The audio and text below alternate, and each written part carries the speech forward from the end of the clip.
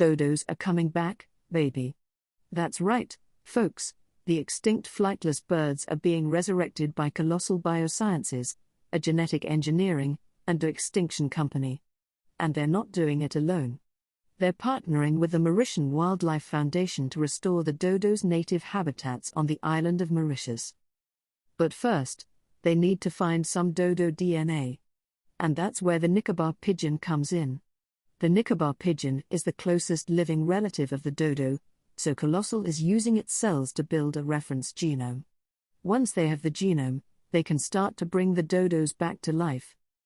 Of course, this is a big undertaking, and there's no guarantee that it will work. But Colossal is optimistic. And if they succeed, it will be a major breakthrough in the field of de-extinction. So get ready for the return of the dodo bird. Your support keeps us going. Subscribe.